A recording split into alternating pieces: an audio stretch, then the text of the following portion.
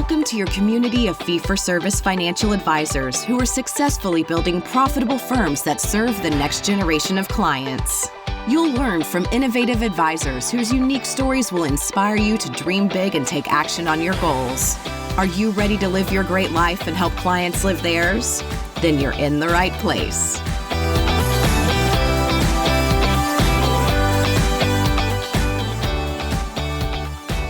Hello and welcome to this episode of XYPN Radio. I'm your host, Alan Moore, and I'm excited to welcome XYPN member Ethan Miller, founder of Planning for Progress, based just outside of D.C., on the show today. Ethan started his career in labor and community organizing. This has been his passion since grade school, even after he discovered the financial planning profession.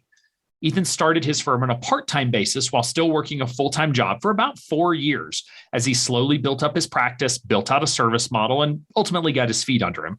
He relaunched his firm on a full-time basis late last year and has exploded in terms of growth. As of July 2022, he was already full for the year, and he'll work with over 60 clients and gross about $135,000 for the calendar year. He's quickly approached the decision of what type of business does he want to build, what clients does he really want to serve, and then staying focused on those goals. If you are a career changer, thinking about starting a firm part-time, or looking to serve clients with similar values as yourself, then this episode is full of amazing advice. Without further ado, here's my interview with Ethan. Looking for an event made just for advisors like you? It's XYPN Live, and it's the conference experience you've been waiting for to help you reimagine your processes and reconnect with your purpose as a financial planner. With over 30 content sessions this year, there's expert knowledge for everyone and every firm, along with countless opportunities to connect with like-minded advisors and industry experts. XYPN Live 2022 is happening this October 8th through the 11th in Denver, Colorado. Learn more and grab your pass for this can't-miss event at live.xyplanningnetwork.com.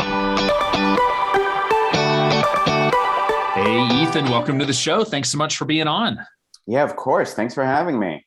I am super excited to chat with you because you have taken a journey that many, interested financial advisors ask us about, which is not necessarily starting off in the industry full time, didn't come from the industry, a career changer who eased your way in and are now having a ton of success. So I'm really excited to sort of share your story with listeners and the journey that you've been on. So thank you again for taking the time. Yeah, I'm excited to talk about it, give some advice and maybe some warnings along the way as well. Absolutely. We all have lots of warnings. Let's start off with just sort of your background. As I said, you didn't start off in financial planning. So I guess talk to me a little bit about sort of your prior career and how that ultimately led you to financial planning. Yeah. So my sort of first career and really sort of first passion in life is in union organizing and community organizing, in working for progressive change in the way that our politics work, and specifically the way that people relate to work and money and how they are treated in the workplace, what they're paid, really trying to think about how to make our workplaces more supportive places for the people that work in them. So, and how did you develop that passion? Where do you think that came from? Really growing up, I was sort of surrounded by a community that really encouraged me to think about the change that I wanted to sort of see in the world. And I was lucky enough to sort of be exposed to the ideas about how community organizing work, how change is made at a pretty early age. And was able to connect even when I was still in high school with unions that were doing work in my own local community, with other students who were involved in labor activism, both in their communities and also around international labor issues with an organization called United Students Against Sweatshops. So then going into college, I knew that was sort of the issue I was most passionate about, did a lot of that kind of activism on my campus, and then was able, once I graduated, to start working as a union organizer. I worked to organize part-time community college faculty, adjunct professors, who were organizing unions and trying to win, a better deal for their situation. And then I worked in a sort of variety of different roles, both for unions and other sort of labor-oriented organizations on campaigns to raise the minimum wage, support other workers who were organizing. I worked in communications and digital activism roles. I did research. So I really, I held a variety of roles sort of in the labor movement and kind of the progressive nonprofit world. I'm curious real quick. Sorry to interrupt you. I'm curious real quick. What you mentioned labor organizing and community organizing. I think the first time I heard the term community organizer was when former President Obama was running for office. Yeah. And that was many times a negative connotation, but I don't actually know what that means. So what does that mean? And what are the differences between those two roles? Yeah, I think the simplest way to put it, I would say, is a labor organizer works with people who work at a given employer to help bring them together to advance a common cause. Often that is by organizing a union and bargaining for a collective bargaining agreement to improve their standards at work. Sometimes they don't actually go that far, and they take on a specific issue and advance that sort of within the structures that exist in that workplace. But a labor organizer focuses on sort of issues inside a workplace. Say a community organizer similarly helps bring people together. That's what an organizer does. You bring people together to work for a goal that individually they wouldn't be able to achieve. So in a community organizer, the role I worked in is I was working with Jewish communities in the Washington D.C. area to come together to advocate to pass paid sick days laws and to raise the minimum wage in the state of Maryland. So okay. It's all about bringing people together. And the question is really, who are you bringing together and what's the context you're doing it in? Okay. Very cool. And just for my own efficacy, like when we talk about, labor organizing, community organizing, we tend to think of the liberal, more progressive side. Are there similar organizations on the conservative side, or is that primarily, I suspect the labor side, the flip side is the business owner, I think most often, but are there conservative community organizing groups, or is that primarily a more of a left-leaning type left-leaning type thing that happens? Yeah.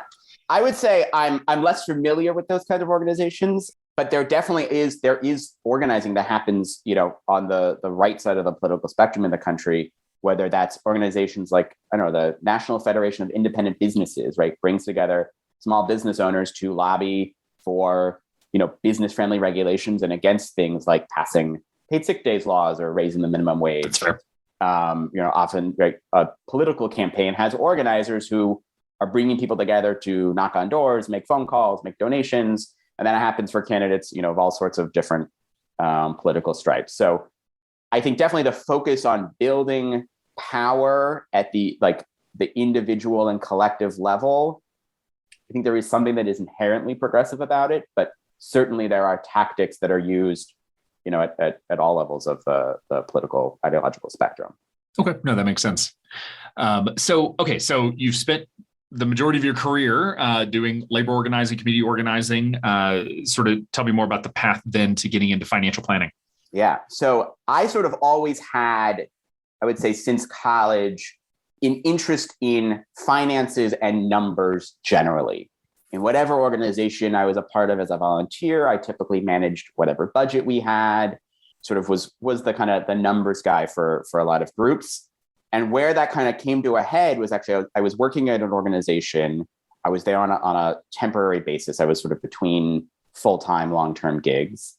And a supporter of the organization who is a financial planner, is a fee-only planner, a CFP, came in to do a presentation for the staff. And the staff were sort of mostly people in their kind of early mid-20s.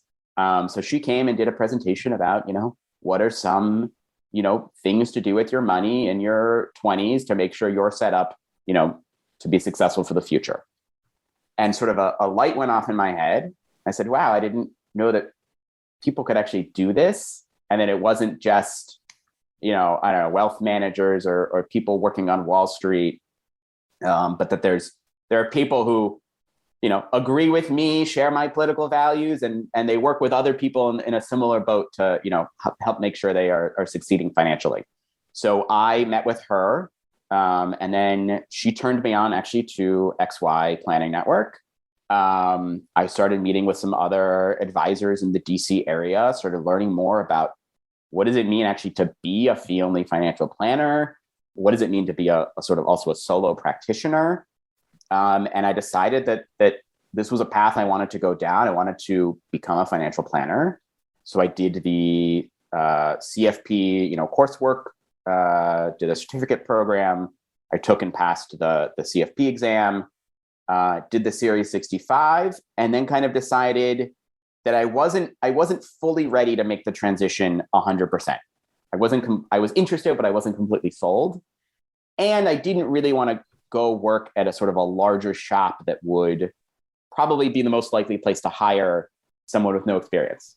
So what I decided to do, and with the encouragement of pretty much everyone else I had been talking to throughout that time, was to launch my own firm. And I decided to launch it on a part-time basis. So I joined XY at that point. This would have been in I think November 2016 or so. I joined XY as part of a sort of a launching group, got my initial registration done. At that point, I was living in DC. And so my business address was my home address. And I registered with the regulators in DC. And by February 2017, I had a fully licensed and approved registered investment advisory business. And I started working with clients. Again, this was on a part-time basis. So maybe we'll get into sort of what that looked like in terms of the work with clients. Yeah, I mean, I think you faced the dilemma that many career changers face, which is where, you're far enough in your career, the idea of starting at the ground floor in a new industry is hard to stomach. I mean, it probably a significant pay cut, to go get that entry level job. Obviously, most of the people who are hiring, you're going to be knocking on doors selling something. But there sort of comes this point where it's like, am I far enough along in my own maturation, my own financial situation, that sort of thing, that I could launch without having the experience? And to me, that's just like an incredibly gutsy call, because I was fortunate enough to grow up in this industry. I've never worked in any other industry.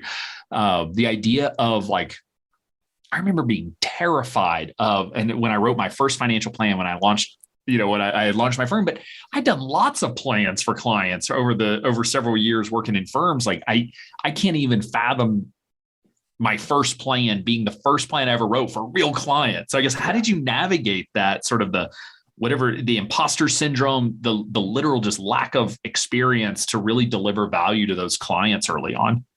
Yeah, well, so first of all, I started working with clients who basically were in a very similar, I'd say, financial boat to my own situation. They were pretty much mid-20s, had been working a few years, largely sort of worked in nonprofits or government roles. So they were doing okay. I would say they're not the highest, income earners out there, but in DC, they were doing okay. But they, for whatever reason, felt like they had a series of questions. They wanted to sort of understand where they were going, what their next steps would be. Maybe they had, family members who were, asking questions or pestering them about certain issues, or family members who were, trying to give them money. And sort of they had lots of questions about what to do with it, how to feel about it. So really, I kind of just like dove in head first and said, let me kind of start taking on clients. I had one client I started on the monthly retainer model, the ongoing monthly retainer model. And quickly, I think, realized that as long as I was doing this part-time, that was not going to be a very sustainable way for me to do business. That the way that I wanted to schedule my life, the way that I think, an ongoing relationship, and especially where you're billing monthly, the expectations that the client has, that really wasn't going to work. So that offering quickly went away.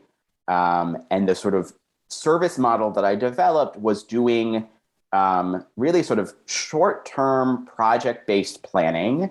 I called them financial fitness checkups, where basically, I would meet with somebody, their financial life usually wasn't that complicated, but they had some amount of questions that they wanted help navigating. We would do sort of an in-depth meeting. Typically, I was doing like 90-minute meetings. We would do one of those meetings, dive in, kind of cover everything that they wanted to cover. then I would go back, look at sort of their different account statements, whatever documents they had prepped for me, and write up a series of recommendations. So I wouldn't call it a full financial plan, but it sort of was addressing the questions that were in front of them and that they really had for what the next few years of their life was going to look like financially. Yeah, and I think that's still an underappreciated and underutilized service in our industry, because we were trained as financial planners to always think comprehensive. We do comprehensive plans. We can only talk about one thing if we talk about all the things. But I've never met a prospective client or a consumer who woke up one morning and said, you know what I want to do? I want a comprehensive financial plan that solves all of my problems and questions I may not even know I have. Like, no, they wake up in the morning with a pain point. They wake up and realize, like, I don't know how to handle my student loan debt, or I'm going to be inheriting money, or we're traveling overseas and I have kids and I need a will, or whatever the thing is. Like, they have a pain point. And I think so many times financial planners, we tend to have that comprehensive model where we're not able to just help them with the one thing that they're in pain. We're really like, well, I know your knee hurts, but let's do an MRI on your whole body instead of like, let's just address the knee pain. Right. Or let's start talking about your knee, and then we'll talk about actually all the other parts of your body it connects to, and we'll slowly get there. Right. So then, when I would do a follow-up meeting, and kind of that was it. There was basically a package that I took me a few months, I think, to really figure out how I wanted to structure it. It obviously took, I think, a little bit longer to really kind of get into a rhythm of it, from when somebody reaches out, having an initial consultation meeting, making the pitch, being able to confidently communicate the value that would come in working with me. There were definitely early on some people who found me through like very roundabout ways that were very much not good fits. And I think they knew it earlier than I knew it. And they either said no politely, or actually more often early on, they just totally ghosted me, which, didn't feel good. I was sort of left like, what did I do wrong? What's wrong with me? Why don't you just tell me you don't want to work with me? What did you find were some of the things that, I guess, drew that line for whether or not you were going to be the right fit for them? I think often it was what stage of life they were in. So, occasionally I would, and I was, at this point, I don't know, 25, 26. I'd get a couple in their mid-30s, maybe 40s with a few kids. And somehow they found me. I don't know exactly always how they found me. And I would, make what I thought was a pretty confident pitch. But I think they probably were like, we don't know if this guy actually knows exactly all the things that we're worried about, the situation that we're thinking about. Sure. So for those first few years, so like I said, I launched in February 2017. Those first few years, 2017, 2018 into 2019, really I was doing a lot of these projects with people in very similar situations to me. I remember, and I priced them I'd say probably underpriced them. Aggressively underpriced.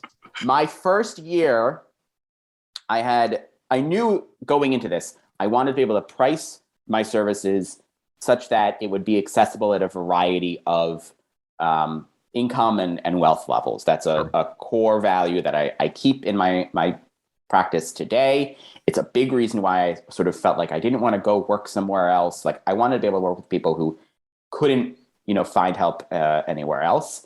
So for that initial financial planning package, which again was like 2 meetings, a written report, I had 3 price levels: $299, $399, and $499. And I had my own kind of scale of where I would slot you depending on your income. But in my sort of earliest imaginations, I never thought I'd work with anybody who made, really more than $100,000. And I remember when I got my first client who made more than $100,000, and I was charging them $499 because that was the maximum fee set in my ADV.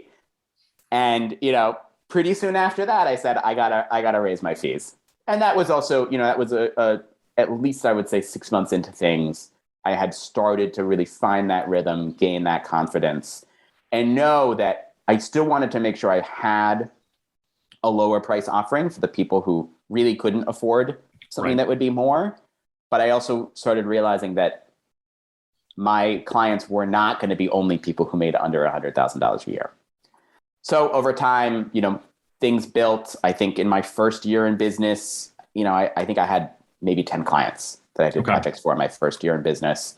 I definitely did not make money that first year in business. I was paying the XY, that was my main expense is paying my membership for XYPN. I definitely got a lot of value out of it the first year. After the first year, I wasn't actually using, I think, a lot of the technology tools, the other things that now as a member I really value. So after the first year, I decided I'm going to leave the network. I'm sort of in this part-time business for the long haul. So how do I sort of streamline things and make sure that the work that I'm doing, the revenue I'm bringing in is mostly revenue that I can hold on to, and it's not all going out the door in terms of expenses. So I pretty much drastically cut my expenses. And then in the next year, in 2018, my revenue was still pretty low. I think I worked with 14 clients, on a variety of size projects. Revenue was, $5,000 to $8,000, somewhere in there. Yeah. I had, I think $2,000 for expenses, which I think mostly was going to the XYPN conference that year. That was pretty much my expenses. A few, fees for payment processing, things like that.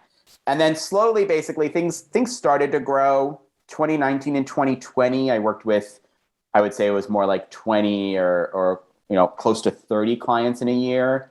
There were a few clients who would come back and say, let's meet for an hour. I've done all the things you told me to do 2 years ago, but is there anything else I'm missing out on? So, we would do an hour of work.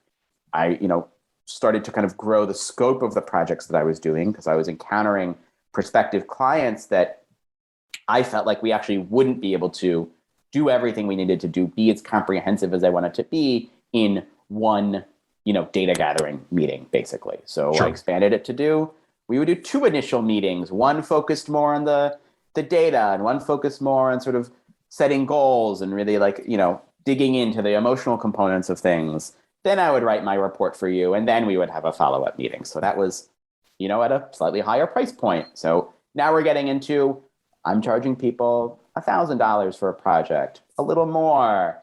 I'm like, wow, charging people $1,000, that's wild. So in 2020, I worked with, I think, about 28 different clients. I brought in about $14,000. Still kept my expenses pretty low. Then something happened. I think, partly it was caused by the pandemic, people's increased savings rates, but sort of from the end of 2020 into the beginning of 2021, the sort of floodgates of prospective clients just blew open. And largely my prospective clients at that point had been referrals from previous clients and referrals from other advisors who would get people coming to them who didn't fit their model. They weren't going to be a fit for an AUM-based model. They weren't going to be a fit even for sort of a flat fee, where the flat fee was, $5,000 a year or something like that. They were somebody who really just needed a little bit of help, a little bit of a direction, and then sort of sent on their way. And there are a lot of great advisors in the DC area and beyond who I've built relationships with and have been very happy to refer prospective clients to me. And I'm very thankful to them because I think that's really what helped build my business over this time, and sort of have that change in the beginning of 2021, where suddenly there were more clients coming in than I could really work with, who wanted to work with me, not just clients coming in, but clients coming in who actually wanted to work with me. Yeah. And more than I felt like I could reasonably serve, still keeping things on a part-time basis. Throughout this time, I'm working a full-time job. What was the job you were doing at that time? At that time, I was working for a coalition of unions, doing a mix of sort of research work and organizing kind of support. I worked 40 hours a week. I didn't work more than 40 hours a week. Very lucky in most of my career. I haven't ever had to work more than 40 hours a week. I don't believe anybody should really have to work more than 40 hours a week. So I had plenty of time outside of work, but it also meant that I was, my client meetings were at 6 p.m., 7 p.m., nights and weekends. PM. I avoided weekends pretty successfully, I will say. But I also found that worked for my clients. My clients, also, were working during the day, and They didn't want to take time off. They loved that I could meet with them at 8 p.m. Or especially, I started to have clients who had small kids, and they loved the idea of being able to work with me after their kids were in bed. So over the course, did that full-time job lead to clients? I mean, because you were sort of doing work with your prospective in sort of a general vicinity of your ideal client. So did that help actually generate some clients or not? I think so. A little more indirectly, I would say, largely by the fact that my personal network, my friends, my acquaintances, that I had built from, living in DC. I grew up in the DC area. I went to college in DC. I stayed in DC. My network was here, and they were largely people who worked in progressive politics, worked in, advocacy, public service, things like that. So my niche, my network was already fully aligned with my niche. And so I didn't often make pitches for my business. I was doing very little marketing, if anything. I rarely even posted about my business on social media. And when I would, for example, in the beginning of 2021, I finally had enough experience to make the case to the CFP board that I was ready to actually be a certified financial planner at that point. That, I posted on Facebook, I got my CFP. This is what that means. As a reminder, I have this business, and everyone's like, wow, I had no idea you did this. That's so great. I'm going to reach out. And I was like, oh, right. It would be a good idea if I occasionally marketed myself, because there are people who would love to work with me. So there were a few, definitely in those times, a few people that I knew through work. They worked at other unions or sort of other allied organizations, and I'd met them through work, and then they saw me posting about the business.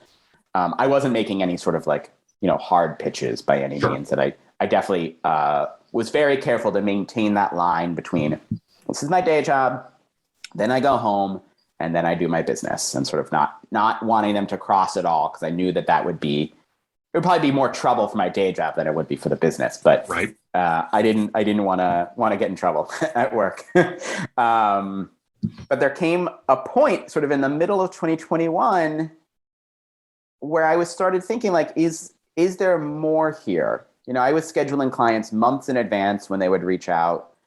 I was starting to feel confident, charging more. And there were other advisors, people I had been in touch with, who had been supportive throughout this whole time, who were asking the question, okay, you've been doing this part-time for 4 or 5 years. Is this the long-term future for you? Or are you going to make that jump at some point? And I kind of started thinking, what do I want to do? Do I feel ready? Do I actually want to go and get a advisor job at another firm, at another sort of small fee-only firm that's hiring? I did talk to some advisors who were hiring, would it be a right fit? I felt like I wasn't quite ready at that point. I wanted to stay at the job I was at, was covered by a pension plan. And I wanted to make sure that I had enough years of service to be vested in the pension plan. Follow my own advice, don't leave it on the table. If I had left it, 2.5 years, I would get nothing. But if I stayed through 3 years, I would be vested in the plan. So I wanted to make sure I could stay to be vested, but then I was open. So I had some more conversations with other advisors, and they were all very encouraging. They were like, look, you've built a business, you have a base of clients. They're not, it's not recurring revenue, because I was at that time still doing pretty much all project-based planning, some hourly work with people who I'd done projects for in the past. But they said, we really think if you give it your all, you are going to be successful. So that encouragement really meant a lot to me. And I decided sort of towards I would say pretty much at the end of the summer of 2021, that yes, I wanted to do this, and that my goal would be to sort of relaunch as a full-time financial planner at the beginning of 2022. In the middle of COVID. I mean, the years are starting to get muddy, but the end of 2021, this is not, we were, sort of coming out of then we end up with the Delta variant, the Omicron variant, all that. So I guess, how did you make that decision? Because I'm just amazed and humbled by the number of people who chose to launch firms during COVID, everyone with their own story and sort of their own reason, but it doesn't seem like the best time to launch a business. Obviously you had a little bit of traction, but still, that's a big leap. It is, but I number one, I had stopped meeting with anybody in person. I used to early on, I would meet people. Oh, maybe I'll come to your house, or we'll book a room at the public library or something. I'll come meet you. That also meant that I had to travel to the meetings. They had to travel to the meetings. So obviously COVID hits. I'm not doing any more in-person meetings. We're meeting all on Zoom. And that means I can do more meetings. It's not as big of a deal. There is something, I think I said this before, there was something about, I think, the change of people's finances during COVID too. And probably the other part is I was getting older, my network was getting older. I think people were starting to think more seriously about their own financial futures, whether or not that was prompted by the fact we were living under a global pandemic, unclear. People were, more people were getting married, starting to think about having kids. I think I was entering, my cohort was entering a stage of wanting to be a little bit more serious of thinking about our own financial futures. That, 2021, still working all part-time, I worked with a total of 60 different clients or couples. So individuals or couples as clients. Again, pretty much all project-based work. And the revenue was still pretty low because it was all sort of still moderately priced project-based work. But I had, from 2021 compared to 2020, increased my revenue by 150%. So it wasn't enough to live on, quite, but it gave me the confidence to say, if I actually give some attention to this, try to find clients, market myself in a way that I had not been doing at all, I feel like I could probably reasonably say that by the end of my first year in business, maybe I could replace my income that I was making before. Because throughout this whole time, actually, the business revenue I was generating and the income pretty much was going all into savings. I was not really touching it. I was still just living on my regular full-time salary. So I thought, great, here's the income I have from, 2021's year in business. Let me put that all in savings. That'll be my runway, my sort of 6 months of living expenses runway to sort of get the business off the ground. And we'll see if by the end of this first year, it's not happening, then, I'll go back to the drawing board. Maybe I'll go back to another job in the labor movement. Maybe I'll, think about working for another planner and just being an employee of a firm. But I said, let me give this full-time business owner thing a real go. And, from there, it's I would have to say it's been pretty good and a little overwhelming. Yeah. Well, I would say the problem people think they want to have. You may disagree that it's certainly not all fun and games, but it sounds like it's been that you've had a lot of traction and have really been able to hit the ground running with a little bit of a head start, right? Like you sort of crawled, walked, run versus just running straight out of gate, especially with a lack of experience in the industry. That may have that sounds like it gave you a real leg up to sort of do that crawl, walk, run versus just diving in. Right. I think that's definitely right. I mean, I had time to prepare. Like I said, I knew kind of by the middle of September of last year that I wanted to do this full time. So I had time to go back to some previous clients, say, hey, I'm going to be changing my model. I'm going to start doing more, ongoing comprehensive planning. Would this be of interest to you? I think there's a value here for you. I know we did this project a year or two ago. We talked about, these accounts that you have, this inheritance you're thinking, you're going to be getting, whatever it may be. I think there's more work we could do together. I think you would find a value of it. What do you think? And I had a few people say yes. So even going into that transition at the new year, I had some clients, lined up. The prospective clients that were coming to me at the end of last year, I wasn't telling them, oh, I do this part-time now, but I'm going to be doing it full-time. I just said, great, here's my model. I'd love to work with you starting in January or February. And they, a lot of them said yes. So I was able to enter the new year with at a level where even in September, I didn't think I would be there, and sort of slowly build, still a mix of I'm doing more sort of ongoing comprehensive planning. I still am doing a lot of project-based planning. I do think there's a lot of value there for clients and a lot of untapped potential for advisors, right? Whether it's the DIY investor, maybe it's the higher income earner who doesn't have a lot of assets, or for whatever reason, they don't see the value in paying a few $1,000s or more on an annual basis for something that they feel like once they get situated, they'll be largely okay for at least a few years. So I do it's a more comprehensive project planning process than I used to do, but I'd say my business is split at least 50-50, if not more towards the project planning side. And certainly this year, more than half of my clients will have been clients that I'm doing project-based work for. Okay. Which is, that's still a big transition to be at a little over half versus it was 100% not too long ago. Right. Yeah.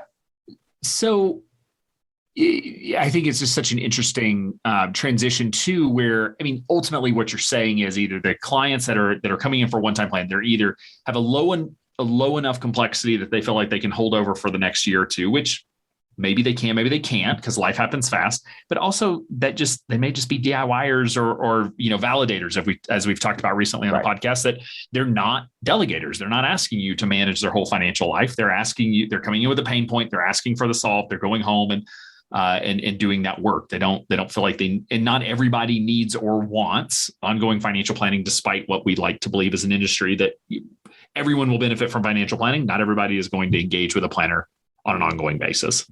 That's definitely right. And when I do my perspective, my initial consult calls, I tell everyone, I say there are two ways that I work with clients. There are clients that I work with on an ongoing basis because they, number one, either want to, move some actual implementation tasks to my plate that I can do for you, or there's enough moving in their life that they feel like they want to have somebody, who can be their guide throughout their financial life and not just sort of a one-time thing. But there are also plenty of people who, we take a deep look at their finances.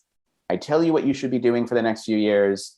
And largely, I think the shelf life of these plans is about 3 years.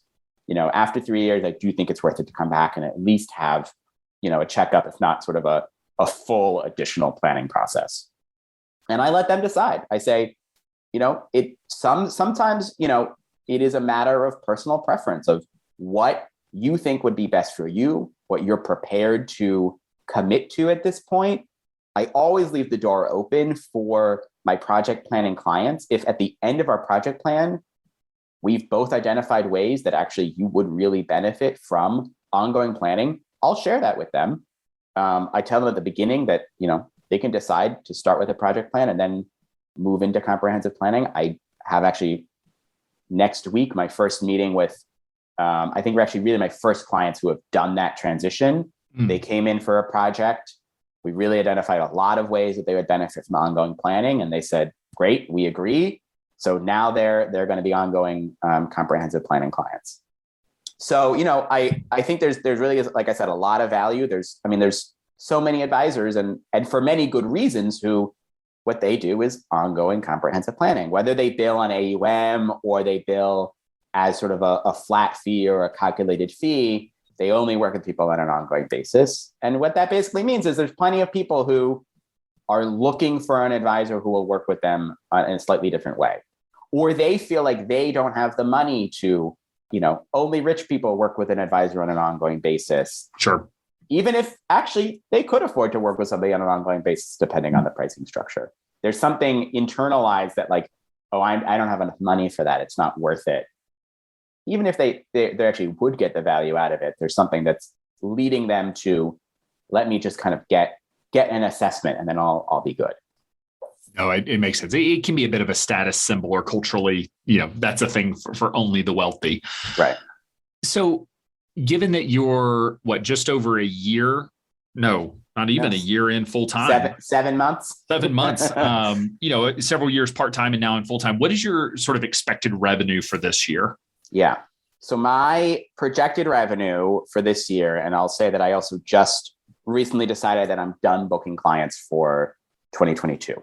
Okay. So you're full, and we're recording this a few months before this goes live. Right. I'm July. So we're halfway into the year right now.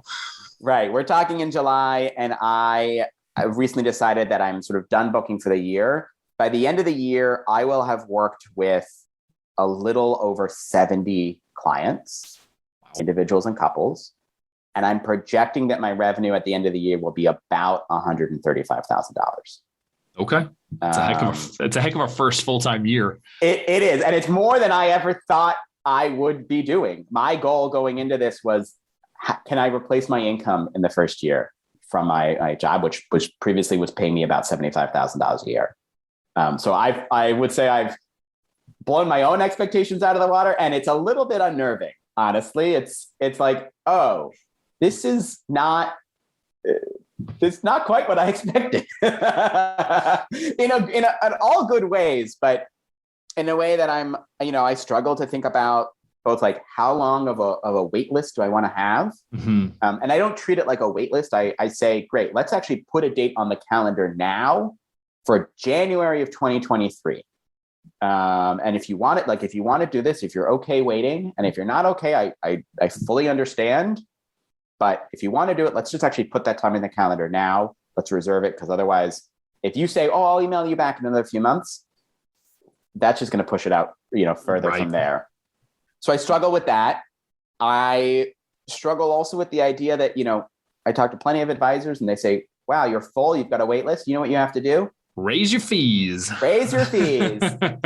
And there's a part of me that I don't want to necessarily leave behind the values that I went into, starting my practice with, which was, I want to make sure my services are accessible to as wide a range of people as possible. For ongoing financial planning, my minimum fee for an individual currently is $2,500 for a year. For a couple, it's $3,000 for a year. And I have a lot of clients who are at or around that level. I also have clients who are, they're significantly above that, whether because their income or their assets and net worth sort of make that, it's feasible for them and it makes sense, from a business perspective for me. But I do work with a lot of clients at that level, and they're not necessarily, hurting, but the way that the numbers line up, they're two people, they've got a joint income of about $200,000. They don't have a lot of assets to speak of.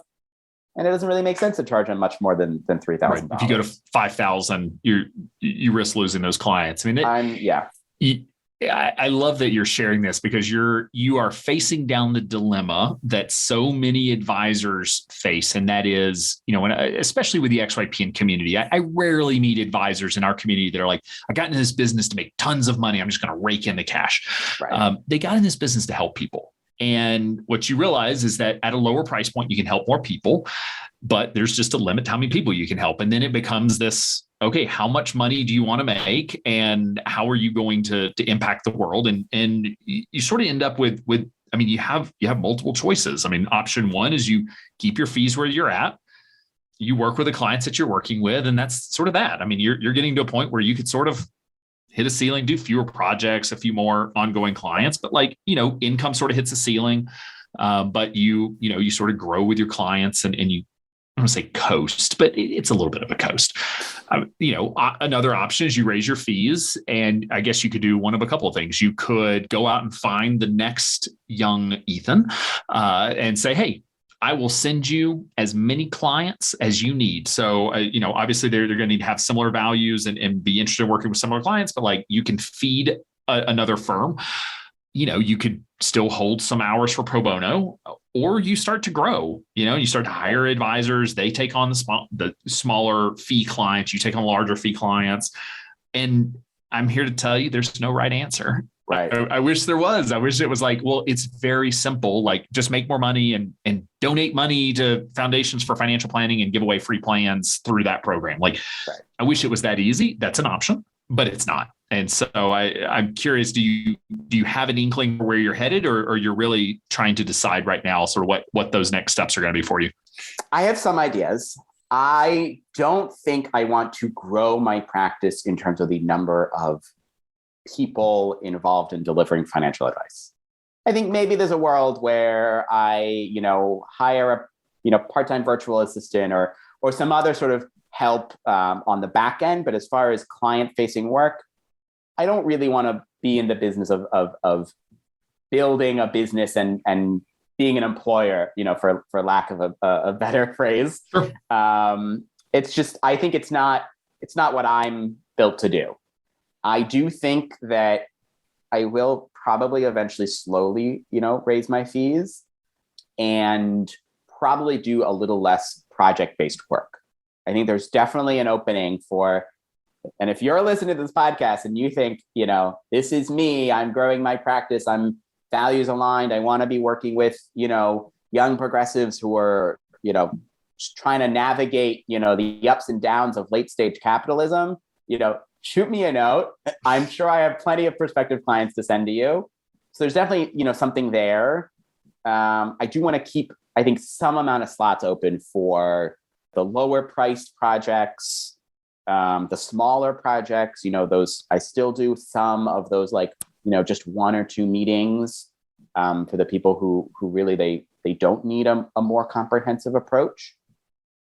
And I think, so it'll be a little bit of a everything, pick a little bit of everything to kind of figure out that path, except for I do know 100%, I don't really want to hire another advisor.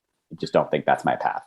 Yeah. I mean, I think it is, I don't want to understate how difficult it is to get to the point to be willing to say, I don't want to grow beyond myself. And I because we're in an industry that is very focused on grow. You could be making $1 million a year. Let me show you how with your client base. And look, if you grow and you scale and do all the things. And like, there's so much pressure to grow, but in the end, you really don't have to in this business. This is not a grow or die industry. You really can set up a really great life for yourself but do the work you want to do. And it doesn't sound like you want to manage people as your job. And when you hire people, that's your job, is management. And yeah, that's not what I want to do. And I'll say I really value my outside of work time for 2 reasons. One, anyone who knows me personally knows that, like, me and my wife, we love to travel. We're thinking about kids at some point in the future, TBD on the exact timeline. But I like to go fly fishing. I like to take a random Tuesday off, go fly fishing when there's nobody else on the river. That I value both the leisure time, and I have a hard time saying no to volunteer opportunities that come my way. I currently serve as, by the time this podcast comes out, I actually will be done with my term, but I currently serve as the secretary treasurer for the union that I've been a member of. I'm not running for re-election because I now no longer work in the industry that union covers. It covers workers at nonprofits, but I've been the secretary treasurer of that union for 3 years. I am on the finance committee for my synagogue. I, am the board treasurer for an organization that I helped found a number of years ago. So I do a lot of activities. Often they are, tangential to financial planning. They're often using that skill set. Right. People say, oh, you know how to build a budget. Great. Like, do you want to be on our finance committee? And I've been learning the skill of saying no, or saying, let me give you a few hours of my time, but not let it be an open-ended commitment. Sure. I'm currently the treasurer for a friend of mine who is running for local office. So I have a lot that I do outside of work that I actually greatly value and is a big part of my personal worldview as well. And for those who have listened to a lot of episodes of the podcast, if you know Zach Teutsch, who is the co-owner of another practice in the D.C. area that also works with leftist and sort of values-aligned clients. When we were talking about, making this shift, because he's been a great mentor of mine sort of throughout this process, when we were talking about making this shift, he made a really good point, which is, in his business, I think he has it set up to do this as well, where he's able to do the work that he wants to do and really values through the practice, but still keep the time available to be very involved in the community, to be involved in organizing projects, political campaigns, whatever it may be. That my transition from full-time work in the progressive and labor movement to full-time work in financial planning does not mean that I had to leave that entire world behind. Sure. There are still ways I can be involved in it. And part of that for me is, let me keep my business, roughly a 40-hour-a-week business. I don't want to work 100 hours a week. If I had to work 100 hours a week to build this business, I think I would have quit a long time ago. Right. Which I think is part of the reason why this sort of slow build really worked well for me.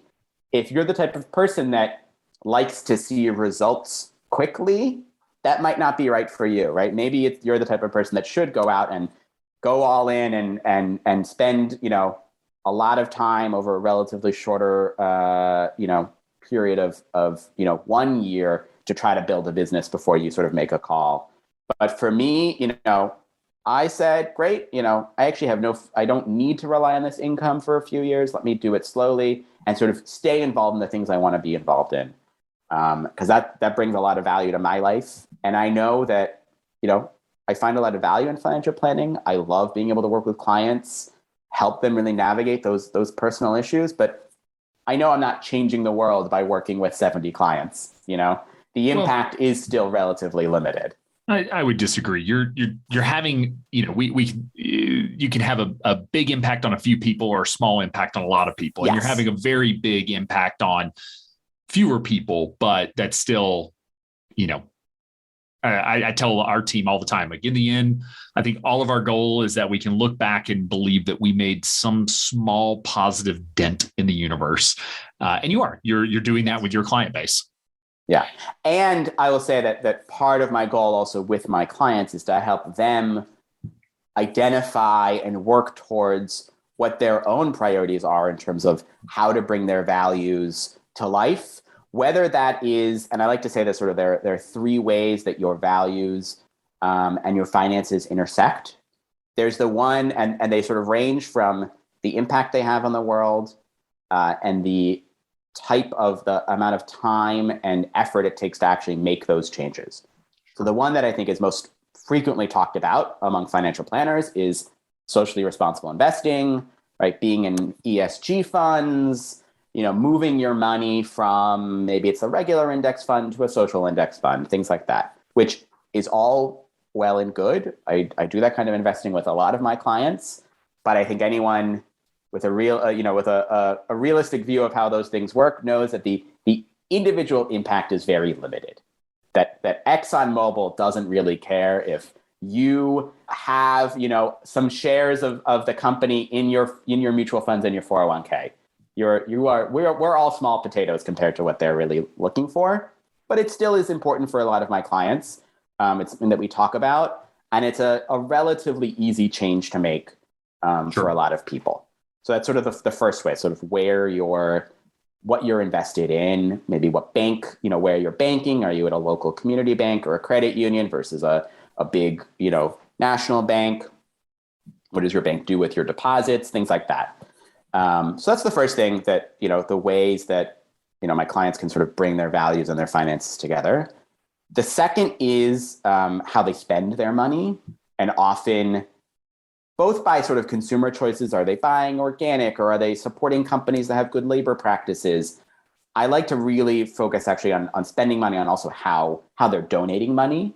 Are they donating in the most tax efficient way? I've got a lot of clients who come in, maybe they have an amount of invested assets with embedded capital gains. So we're talking about strategies like using donor advised funds or otherwise donating appreciated securities to sort of increase the impact they're able to have in dollar terms, to think about what are the organizations that they want to be donating to, picking sort of a set that they can sort of have a focus with their donations and not sort of just, haphazardly donate, to an organization when they get an email or, when there's an issue in the news, but really to try to have a focus, especially with some of my clients with a level of inherited wealth. This is something that we do a lot of work around. And I would say, right, the impact of that is depends on the dollar amount, but I would say it has sort of a medium impact. And it takes an amount of effort to sort of change the way you're doing that. If you're increasing your donations, that comes out of your budget, right? It has to come somewhere. It does take an amount of effort to make changes there. And then the area that I think is the hardest to change, but can sometimes have the biggest impact, is what are you doing with your time? Which is both from a work perspective. Are you interested in pursuing a different career, moving into a more, service-oriented or advocacy-oriented field if you're not already there? How does that impact your income? How does that impact, how can you find that job that you want? And what are you doing with your volunteer time too? So that the time being the thing that we have, I think, as individuals, that is often the most valuable, that we can really bring to bear and sort of see the way that our time is having an impact on the world. So those three things, where you have your money, how you spend your money, and how you spend your time. I do a lot of working with my clients on that. And that is another way that I do see a lot of value in sort of the work that I'm doing. Not just, I have my own things that I do, but I also help others sort of maximize and really make sure that what they're doing is aligned with what their priorities are. I think a lot of clients, when they come to me, they're like, I want to donate more, but I haven't made it a priority yet. Or right.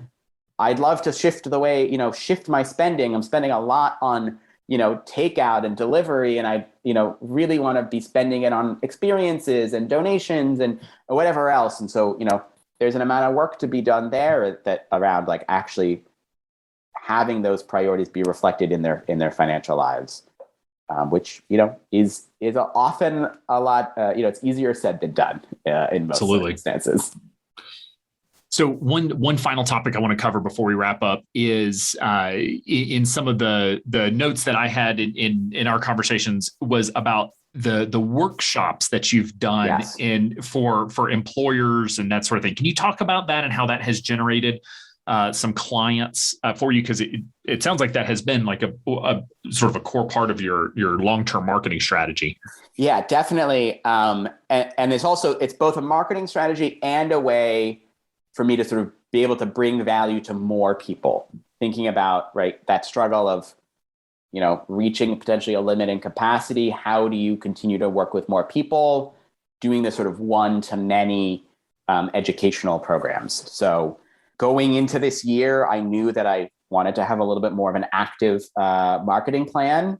I knew that I wanted to be bringing in more clients, and that I wanted to be able to bring my message sort of directly to the places where I think some of my ideal clients would hear it.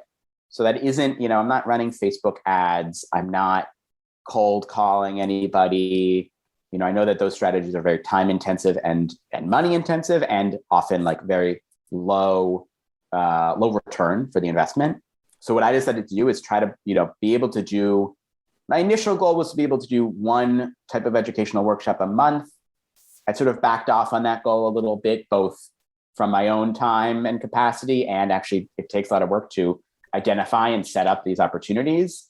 But I've been able to do, I'd say, a good handful of these kind of educational workshops I've done a few different employers. I've worked through a few different unions and through sort of a few different like professional associations to do sort of 1 hour workshops, often very specifically focused. And the one that I've been doing most recently and most often is around student loan repayment strategies, and specifically the public service loan forgiveness program, really thinking about the kind of opportunity that a lot of borrowers have currently under the temporary waiver program, and the fact that a lot of my ideal clients and the people who are also willing to kind of hear my message, they are people who maybe they work for nonprofits, right? Maybe they work for government. So I've done one of these workshops I did for a union that represents workers at a government agency. I did one of these workshops for an organization, Association of Rabbis. And there's even more sort of changes to the ways that members of the clergy relate to their student loans and public service loan forgiveness. So I really have felt like I've actually been able to bring a lot of value to, I would say a low estimate is like a few hundred people who have participated in these programs over the last 6 months. It definitely has led to some clients. I've gotten some emails that were like, hey, I was on your workshop last week, got all these questions, and I say, great, schedule an appointment. We'll talk about them. We'll figure out, is there a next step for you? Or, I also do just offer kind of freely, get on my calendar. We'll do the 30-minute, introductory consultation. And maybe we actually just spend that time when we talk about your question, and then, you come out with an answer and that's it. Or maybe we start talking about it and it's clear that there's, a lot more work to be done, more questions to be answered, a lot more analysis that would need to be done to get that good answer.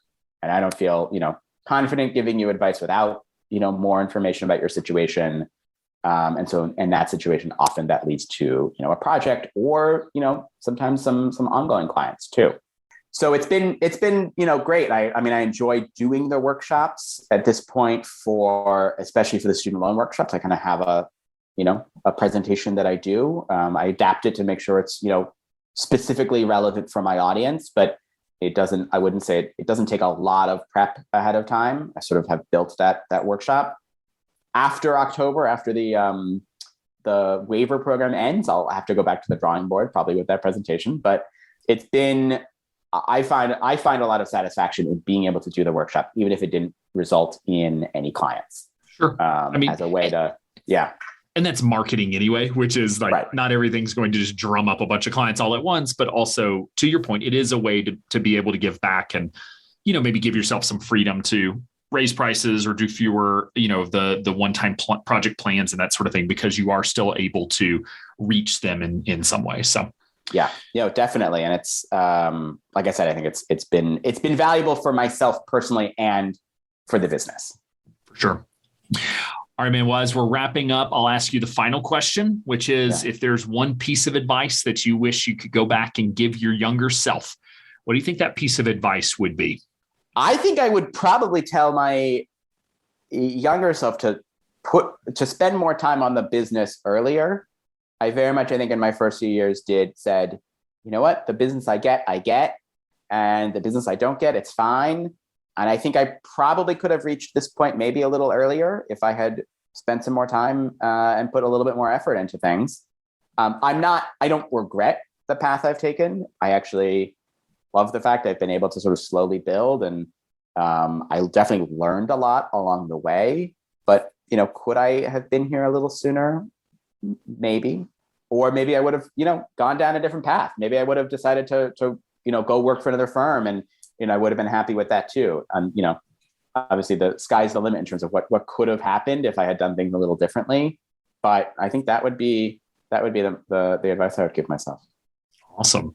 Well, listen, thank you so much for taking the time, come on the show and share your story, because I really think it's a story that many listeners will be able to see themselves in, which is, career changing, getting into financial planning, having a niche that's a little different, very different than the standard client that the industry works with, and therefore having to build out a model that's different than what the industry uses. Because in the end, we built a model for a certain client base, which is not the client base that you've been, that you started your firm to be able to serve. So I think a lot of folks are going to be able to see themselves in that journey. So thank you again for taking the time to share that with us.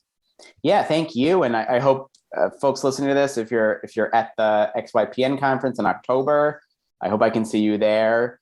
There's a networking session a few of us have put together about working with clients in a values aligned way, specifically from a progressive standpoint of being able to bring your values into your business and not feeling like you have to, separate those two. So if that's interesting to you, I would encourage folks to check out that session.